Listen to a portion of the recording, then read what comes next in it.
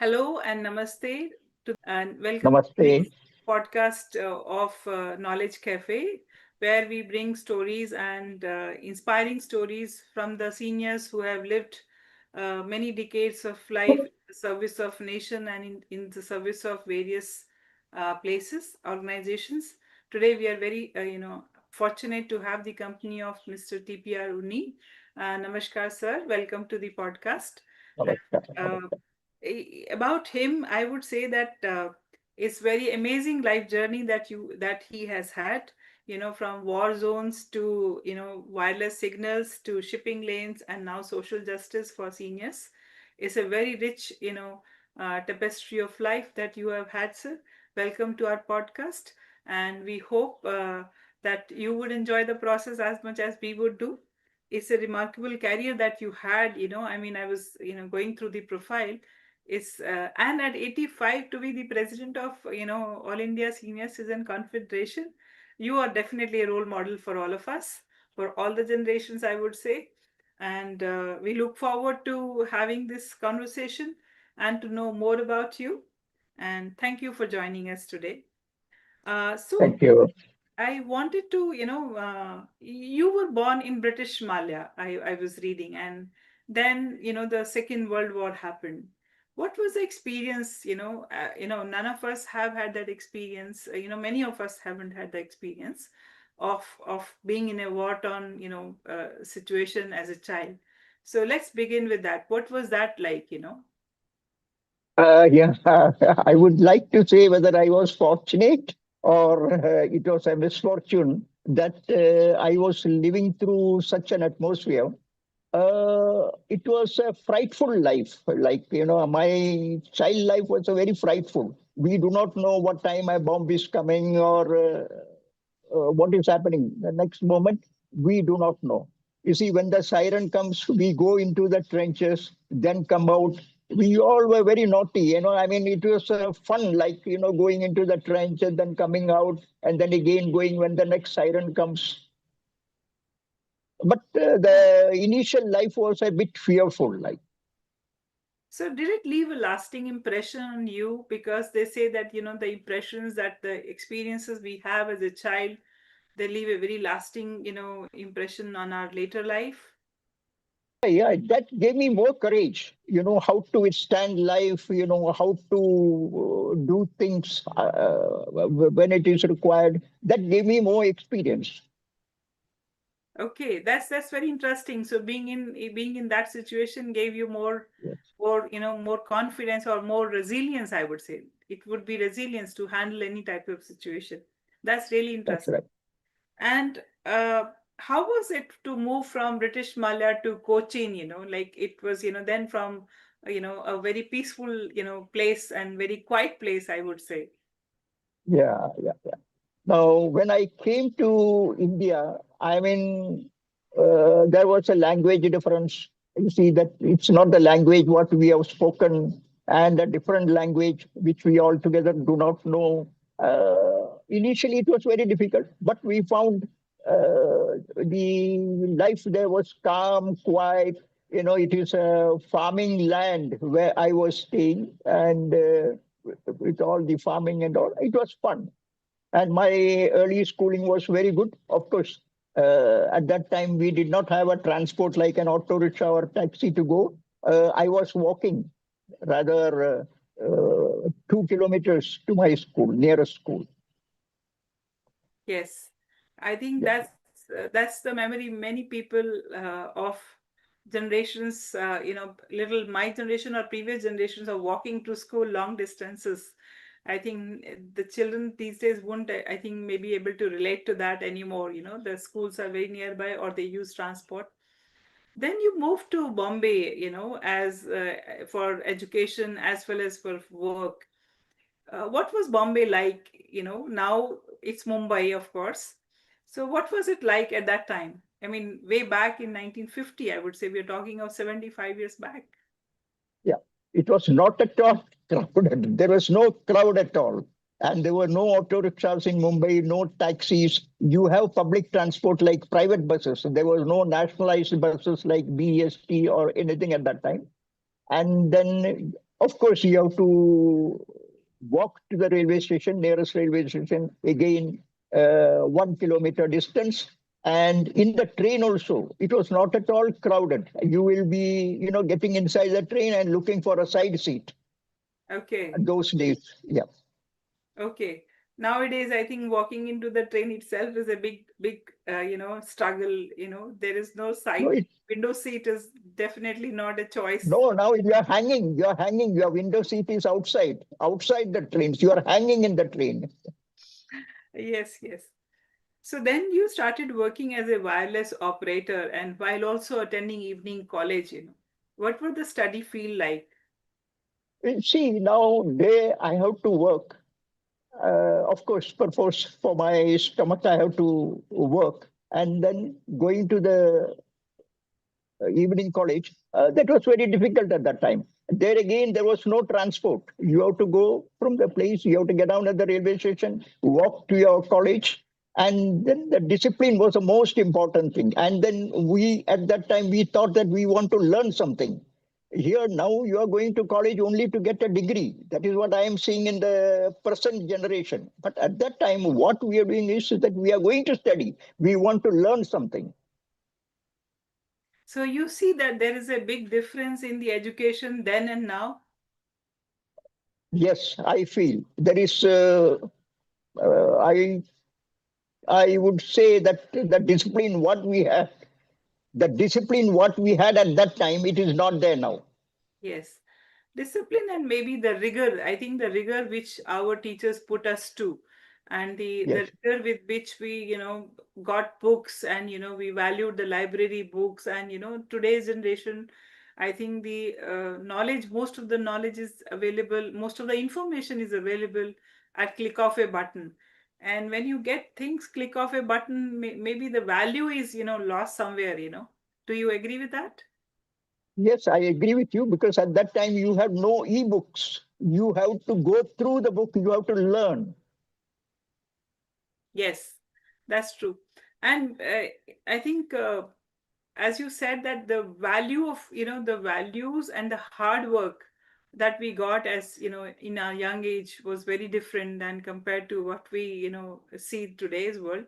But I think both have plus and minus. Today's world has expanded the education, online, is quite available to a lot of people who cannot afford to be in cities or somewhere else. I was also very curious that you changed your career. You went into a shipping company from a wireless operator to a shipping company and from a government job to a private job. How was it? How was the transition like, and what made you do the transition? Uh, I did it for my career. In the government office, you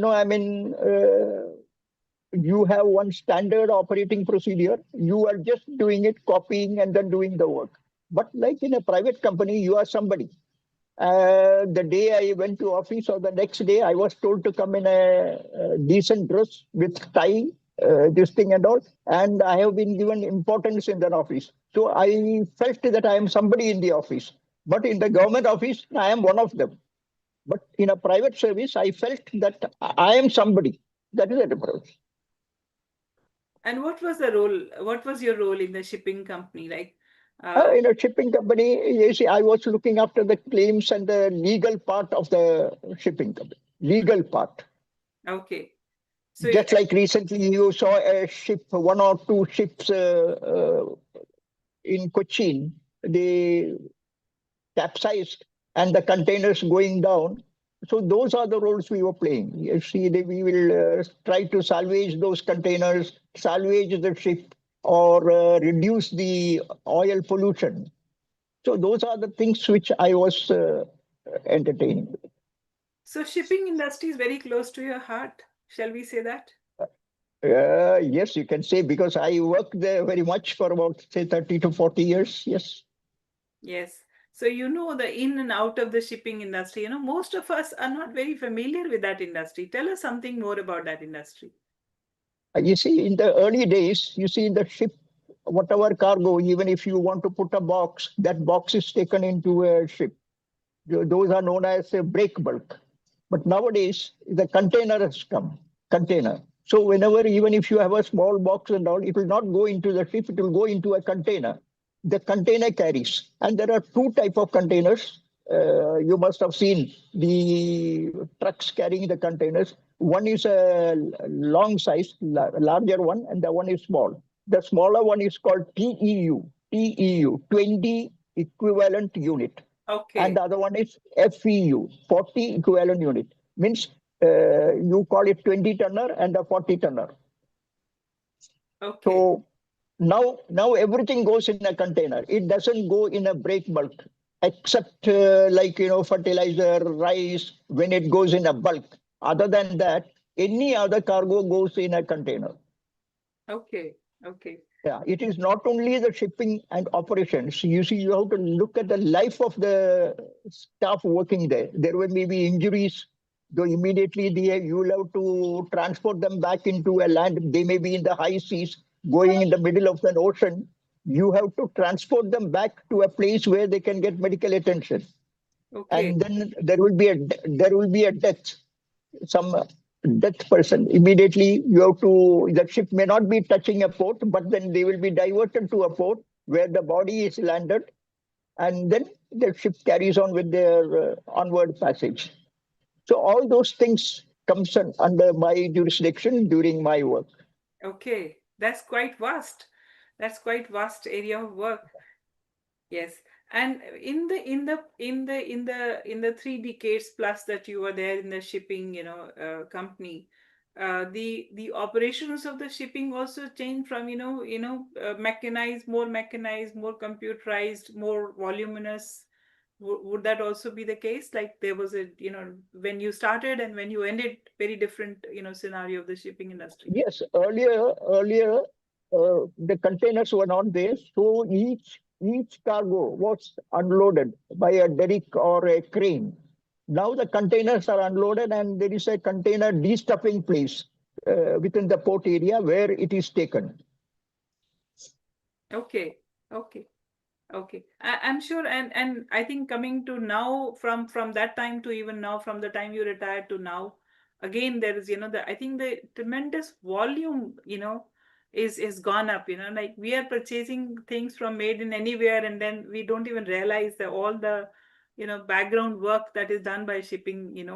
That we just happily consume made in China, made in Vietnam, made in, so and so, or made in, UK. Very easily we consume these things, right? Even the fruits and, flowers are coming from outside these days. One important thing what I want to mention here is, like, during those time, whenever you want to carry a cargo, you have to take the cargo to the port by a truck or whatever it is, and from there it is loaded into the container. Now to the ship. Now the container comes to a factory. You see, Yes. there is a factory loading, and then container is loaded and sealed by the customs, and that one is carried to the port. See, Mm, that is the difference. yes. So, one last question on this, on your career in the shipping industry, not to do with, in your view, what was the most significant, value that you had? Was it, like self-learning, curiosity, or, mentoring? What is it that you feel that was a key part of your, career in the shipping industry? Yeah. See, when I went into shipping, of course, it was a new field for me. But then I had a lot of mentors, and then I had curiosity in learning. And then I had a law background, then that helped me. So it was not very difficult. Mm-hmm. Okay, okay. Uh, Post retirement, people get into kind of, you had a good career, you had a good position, and you were having, a lot of, respect. As you said, you were somebody and you had a, persona. But post retirement, that's a big, difference in our lives. How did you manage that? How did you manage that? Yeah, post retirement, I thought that, you see, I have lived my life. Now let us give something to the society. See, I was finding that the senior citizens, I also became a senior citizen. So I find that there are many senior citizens who are not uh, capable enough of meeting the challenges. So I thought I will try to help them. Then I located ISCON and then I joined them. Okay. So, I mean, from a active career to social work, at the All India Senior Citizens Confederation. So, about elders' rights. So, you feel very strongly about elders' right. What, like in India, we have a tradition of respecting our elders. So when we are respecting our elders, we don't talk about the rights, but we talk about the reverence and respect that we need to give to the elders. Do you think that today's world, we need rights in place of respect or along with respect? See, now when you speak about respect, see, we respected our elders, but I don't think there is a reciprocation from the present generation. Of course, now whenever you go, you are trying to catch a bus or a public transport or a train. I mean, they rush; they don't care for you. So that respect is not there. How we respected our seniors. Like when you meet your teacher on the road and all, you respect them. But the present generation, they don't respect. That respect is not there. So that's how the rights come into the picture. Yeah, see that senior citizens have their own rights, but they are not getting their rights. See, Mm. either due to the ignorance of the people sitting on the desk or for other matters, but their rights are not invoked. Hmm. So with ESCON also, you have been there for for a very long time now. How do you see the journey of seniors, elders' rights in India? Like, what is a big change that you feel that has happened, already, which has happened in the positive direction? See, now in ISCON is an all India body. So we are spread over the entire India. But when we are speaking here, we are speaking only about the urban. See, now the 70% of the people, they are rural poor. They are in urban. I mean, I was once inquiring when somebody was talking, why don't you get a auto or a taxi and then travel? Then he told me to get a taxi or an auto, I have to travel 2 kilometers away. I said, why? Because I have no roads. The nearest road is 2 kilometers away. Then I felt that, rural area, they are finding it very difficult. And in urban area, of course, they have all the facilities. They can make use of it and the knowledge is there. And they have more senior citizens associations in urban area. But in rural area, it is not there.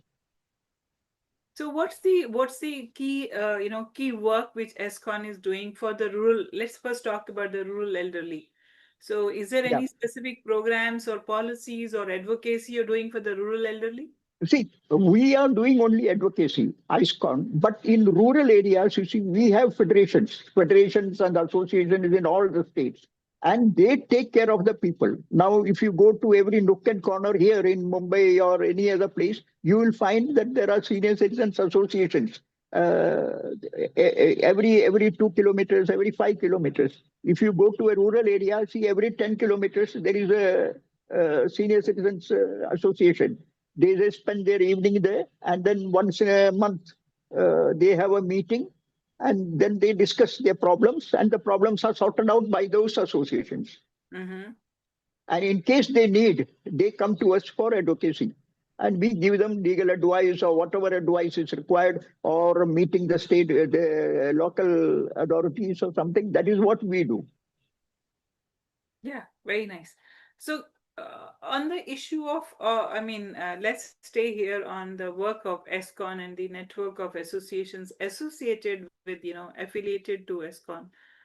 So, do you think the network of these associations which are affiliated to ESCON is able to reach every elderly, or there are only few elderlies who are become aware of those associations, and that is how they get the advantage, whereas some of the elderly still are not aware, as you said.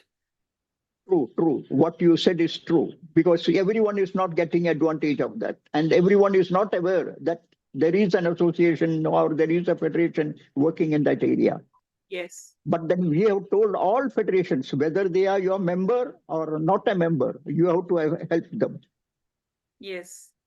So, in this, do you think that there is a role to be played by the government of the day also, like at the local level, at the village panchayat, and from the grassroots to the highest level, the role of the government comes in this? Yeah. When, when you come to that, there is a policy called National Policy on Older Persons, Yes, 1999. So yes. now this is a very good policy that has clearly earmarked what the government should do, what the local body should do, but then it is not being done. So, is it not adopted or is it not being implemented properly? It is not being implemented properly.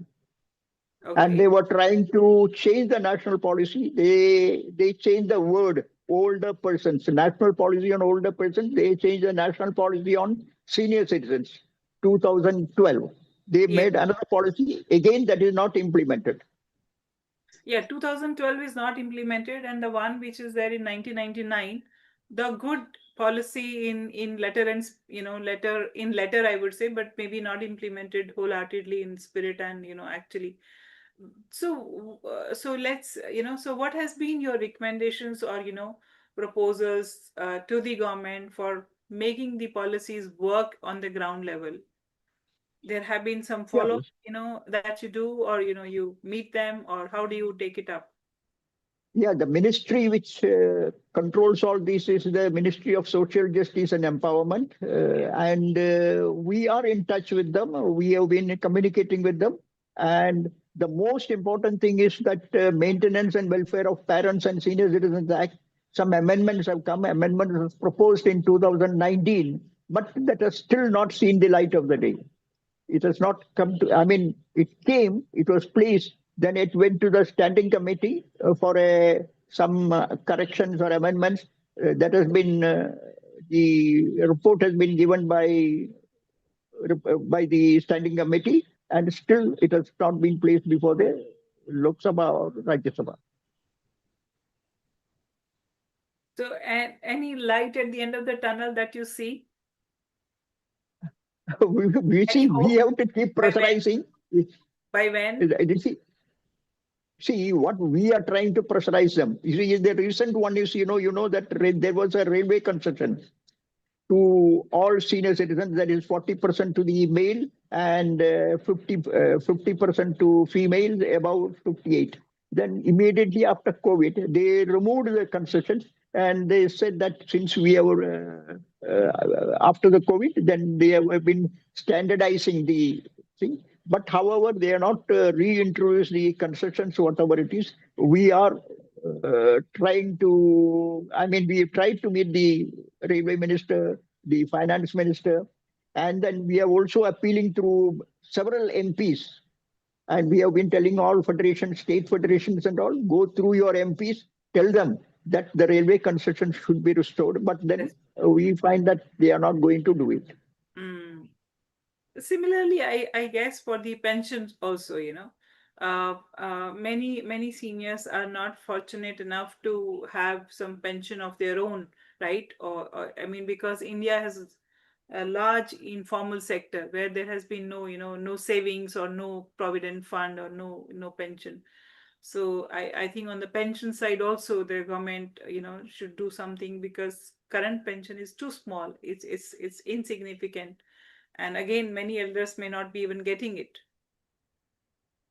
See, now the government have introduced an old age pension scheme, Yeah. which was introduced sometime in the 80s, 90s. It was 200 rupees. The central's thing of 200 rupees is up to 79 years, and then thereafter it is 500. Now the government, central government is still giving the same. And the state government, they have told the state government that you want to increase it, you can increase it. Now in Andhra Pradesh, I believe that the highest paying. Andhra Pradesh is paying about 4,000 rupees. 4,000 rupees. Maharashtra is paying 1,600 rupees.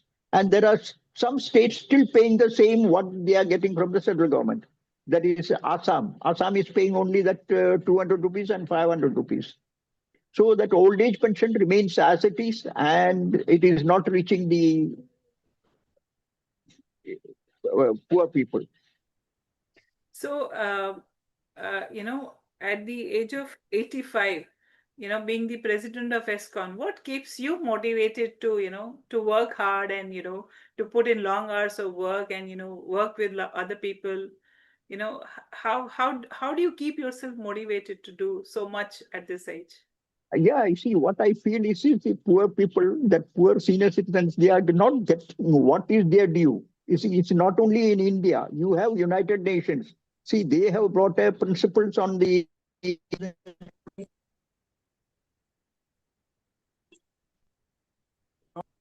based on that, you brought a policy of 1999 saying that, yes, this is a policy, this is what we are going to do for our people.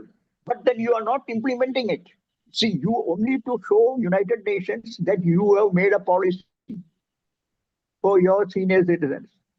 Then again, there was a Madrid International Plan of Action on Aging, that is in 2002 in Madrid. Based on that, you have the Maintenance and Welfare of Parents and Senior Citizens Act. But then that implementation is not there. It's very slow, or rather, it is not there.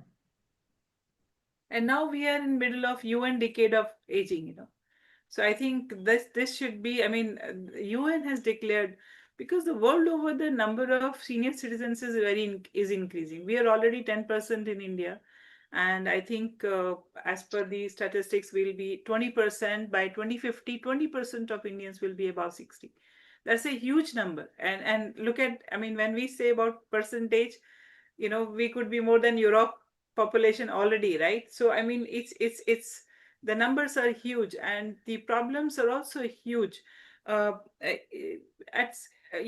the Inspiring Seniors Foundation, we are also trying to do our little bit, how we can promote and make people aware about healthy and productive aging, what they can do and what they can, not only what they can receive but what they can give back to the society also. You see, like you are working, I mean, this is giving back to the society, right? I mean, using your knowledge, you using your skills, using your experience, working for a cause. So we also feel that there are senior citizens should are not only they need not be passive recipients, but they should be active contributors as well, particularly in today's retiree population. There is a huge retiree population that we have. So that brings me to kind of one question on the you spoke about family, that there are rural areas, families are there and people are not aware. Your family is in Mumbai, and you were telling me that the children live close by. What do you see that the difference that your grandchildren, for example, how the values of the grandchildren you have been able to instill, and what are the challenges that you feel that they are facing, and we should be helping them face those challenges as grandparents? See, now the way we were brought up some 70 or 80 years ago, and the life now is quite different. Now we find that, see, that it's a digital change, and they are actually digitally moving forward while we are very much backward. So it's very difficult. You see, now if you say what is the present generation thinking of, they think forward in their own way, and they don't want to know how the old generation has survived. That is what I feel. So what it is that we can, pass on as a value, as a legacy, so that they can face life challenges. They have definitely different. The context is different, they are in a different era, they are in a different era because things are available at click of a button. In today's generation, how we can connect this intergenerational, bonds, those are Yeah, getting weakened, right? That's what you're saying, that those are getting weakened. How do we work to get those bonds back to strong, strong level? yeah. See, here is where we are saying that there should be interaction between the children and grandchildren. See, that is not there in many houses. Like, I mean, you have a children, then they are not there. there. They are not staying with you. They are far away. They come once in a way as a guest. This is what is happening. So if you have interaction, almost, I mean, quite frequently, then there may be some changes. Like there must be interaction is required. Yeah, so regular communication. And I also feel like you Regular said, communication. yes, and you said that they are, far more familiar with digital ways. And maybe they can also teach us the digital ways. So there something we can give to them, something we can share, and something they can share with us. Because most of the seniors are not so digital savvy, and they could, like making online payments, making bill payments, or doing bookings, or doing shopping. So all of these are new skills that we as seniors need to learn, right? And that's where I think grandparents, grandchildren, can be very, very handy in that way, in that sense. So in your case, do you think that your grandchildren have picked up some values that you're very happy about? Okay, yes, this is something I'm very happy that they do possess, your children and grandchildren. Oh, yeah, yeah, I'm very happy with the grandchildren because you see, as you rightly said, that see, we are not digitally forward, and then they help us in all those digital communications and all. You see, now there are many in our group who cannot even book a taxi or a aggregator or just to transfer funds or just to book a ticket, railway ticket. It's very difficult. Now even we have gone digital elections and they do not know how to do the voting. Many have come made complaints. We do not know how to do the voting. So this is a first time that we have gone digital. And of course, this has to come either today or tomorrow. So we said that we are going for a digital voting, and the digital voting has started. And about 25% of the people have already voted till yesterday, and it is open till 10th of July. Yes, I think you were telling me about ESCON elections. So these elections you're saying are now happening digitally. That's very nice. That's very impressive. E-voting, so it's very impressive. So you at ESCON also you're seeing digital literacy as a big advocacy area, digital literacy and digital inclusion as such of the seniors. Yes, AISCCON is moving forward. AISCCON has told all the federations, I mean, state federations and all, go digital, and they are slowly moving forward. AISCCON is also moving forward digitally. Very nice. That's excellent. In the charters that you have mentioned about the charter of demands or the rights that there's something top priority for ESCON that government of India should implement this as a top priority, one or two priorities. Yeah, one priority is that railway construction. That is Okay. a top priority for us, and the second one is the pension. Okay. Yeah, So these you think will make the biggest positive impact on the lives of the seniors? yeah, definitely. Okay. And about the health, healthy aging, what are what do you think should be the kind of awareness by the government or by the NGOs or by ESCON federations, other associations that they should be doing about because uh, if you see that there are in the world there are blue zones, and there are blue zones is there super agers, super agers like yourself, who are mentally, physically very active, and they're actually physical, their biological age and their the age may be very positive uh, uh, difference. So how do you think that we should be talking about this, bringing awareness about healthy aging? We are the diabetic capital, and in the diabetes I think the seniors would be taking the lead, because most of the seniors take diabetes or blood pressure as a way of life. So what could be done at a society level, at a policy level, to change this? Uh, Now, as you rightly said, see, when you look at the seniors, there are three levels of their aging. One is a financial, of course, that we have already spoken, and the second is this health, and the third one is mental, physical health and mental health. See, for the physical health, of course, the government has brought in some uh, new schemes wherein they have covered all seniors from 80 years onwards. We have told them that you should cover everyone from 60 years onwards. And here again, the government is not implementing it so properly because many of the hospitals they don't admit this thing. They think that we get the funds from the government very late, so we don't want to entertain. So these and all, these cases we have brought to the notice of the Ministry of Health and all, and let us see about that. Then there is mental cases like mental health. See, Mental many health. of them, yeah, because you see now this mental health happens because you are not active. You see, after retirement, what do I do? See, they have nothing to do. So they you have to keep them engaged.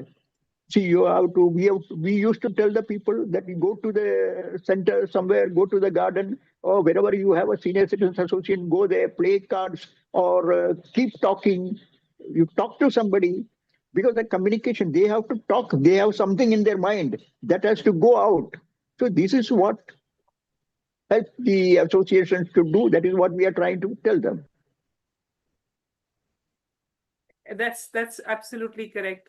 One of the core area that our organization has, our foundation, Inspiring Seniors Foundation, has is the healthy and productive aging. And productive aging is to do with mental and cognitive health, because if somebody was very active during the working years, suddenly he gets retired, the post retirement that leads to mental health issues. So we are trying to make this awareness that you can use your skills, knowledge in sharing it with the underprivileged children, giving them teaching. So we have online tuitions program for the underprivileged children, English, science and maths 6 to 8 standard, where we have many seniors. We have now more than 100 volunteer seniors who are teaching these children, and the volunteer may be anywhere in India and the student may be anywhere in India. So we are and that has the studies show that that actually increases their mental and cognitive health. That really helps them in the cognitive health, besides of course the satisfaction of making a difference to a young one's life. You of course feel positive that the child is doing well, is scoring better. So those are some of the programs. We have mentoring program, we have this storytelling to orphanage kids, and we have tuition programs. Um but the seniors should also come for, they also need to be aware about this. Some like you Yes, said, that yes. awareness about opportunities is also very very important. I think that's where the ESCON comes into the play, making them aware about opportunities, making them aware about, like you said, that you tell the federations, go for this, do this. I think that's where the I think ESCON is playing a wonderful role, I would say. Uh, do you think that ESCON also, in your view, it should is it does it involve youth in its programs? Do you talk to them, or do you talk to only the seniors from ESCON platform? Uh, No, no, no. ISKCON is trying to involve the youth also because you see recently in many places you have the World Elder Abuse Awareness Day, Yes, and then there were lectures in most of the schools and colleges, yes. especially in Kerala, Maharashtra, Andhra Pradesh, Telangana. So then we are trying to involve the youth also. We have been telling them what is what and all. Yeah, we Mm. are involving them. Yes. That's Without that, and then we have also in one of the resolutions we have told that the government should see that the intergenerational bonding should be there. That should be a part of the curriculum vocabulary. absolutely. Yes, yes, yes. In fact, I was, going through the resolutions passed by ESCON in its, Udaipur conference last, I think, few months back. I was very impressed with all the areas that have been covered. It is really impressive that the list was very impressive, and I don't think that there was any area that was left out. And I do hope that the resolutions turn to action at various body levels, very at the state levels, at the federation levels. I'm sure they would be, they should be. Yeah, And let we us see. Let us see. yes, absolutely. uh what would be let's say, not as I mean, maybe as president of ESCON, and in your personal capacity also as Mr. TPR Unny, what is your biggest dream or wish for India seniors? Now, will you repeat the question? I'm saying in your personal capacity as Mr. TPR Unny and as President of AISCCON, what is your biggest, dream or wish for India's senior citizens? I What wish it is? they remain healthy, they remain healthy and prosperous. Okay, okay. And let's reverse it. If you were, if you were to write a message or you were to guide when you were 20-year old, what would you do differently? Would you do some things differently than what you've done in your lifetime? I felt that I would have done better. I mean, in the present age, I felt that what I have done in at my age of 20, I mean, looking at the present age, I feel that I could have done better. But at that time, the opportunities were not there. Now you have a lot of opportunities. At that time, those days, see, I had a nearest college some 40 kilometers away at that time before I came to Mumbai. So I guess So the opportunity what you're saying is the hardships were very very high. I mean the opportunity. very high. So, uh, in the given circumstances, I would say you did wonderfully well. I think you should rather pat yourself that you did wonderfully well. Having the college at 40, kilometers, you still managed to get the qualifications and the education, right? It today's, there are on hindsight we can always do things better, right? Hindsight is always for that purpose, but I think I'm very confident and I'm very proud of the generations that have been, and I'm sure the generations which are going to come, India would be proud of those as well. I mean, we are, our younger generation also is to be equally proud about. As much as we have contributed to, to our might, they are also, building the nation today. Some questions now on before I go on to the rapid fire questions or some some funny some interesting questions. What is one value you wish that all our generations should hold on to? It doesn't matter. We were in the era of 75 years back where India was. Doesn't matter. We are the digital nation now or digital economy now. What is the value that you feel that every generation should hold on to? Discipline, discipline. I will say discipline. Very well, very well. Because that you think will lead to everything else. Everything else. Okay. So if they are disciplined, you feel that they will make a good career for themselves as well as build the country. Yes. Okay. So what's your discipline? So since you're talking about discipline, what is the routine that you follow which which has kept you healthy and active in life? Uh, yeah. See, when I get up, you see, I used to have a morning walk if there is no rain. Now it is a rainy season here. If there is no rain, I do a morning walk. I read the newspapers, I get all the news, or I go through the WhatsApp, some messages, somebody, I mean, whatever. I do that. Then afterwards, I start working, whether I am at home or in the office. See, I work from office. I have a full setup of ISCON office in my home. So Okay. whatever information you are asking, I can provide you from my house. Oh, very nice. Yeah, Okay. yeah. So I don't have to go to the office or whatever information which is not there with me, I can get it conveyed from the office and then they will pass on the information. So a full setup of the office is there, and this is how we are working. And once you are working from home, there is no timing. Right up to 11 o'clock, 12 o'clock in the night, you can work. I have worked up to 12 o'clock in the night, but now, of course, now I don't work. I work for about 3, 4 hours a day for ISCON, whether I am at home or I am in the office. Tomorrow I will be going to office. I'll be there up to 6 o'clock in the evening, right from 10 o'clock to 6 o'clock. So that's about the office, keeping yourself fit and keeping yourself busy. What about personal, like, schedules for, you mentioned about walk, you go for walk, and any other, habits, disciplined habits that have, helped you in, maintaining good health and, mental, physical health. Any other habits? Yeah, we keep in touch with the other people. We'll interact with them and then keep the family happy, and then eat good food. Don't eat till your stomach is full. Eat eat little, and then evening in the night, if you want, you can skip a meal, or you have it very early, say by 7:38. This Okay. is what I do, if you ask me. Okay. Okay. No, that's good. So, are you fond of reading books also? Any favorite book that you have? Uh, no, no. If you ask me, no, about reading books, I have not been. I have been only reading books of my interest, like just legal matters and senior citizens matters. Those are the books which I read.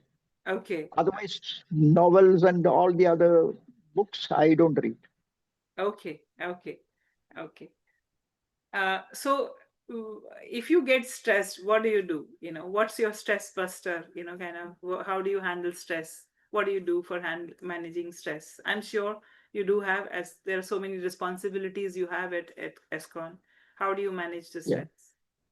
See, not to get angry, or you see, you feel that it should have been done like this. That is your feeling.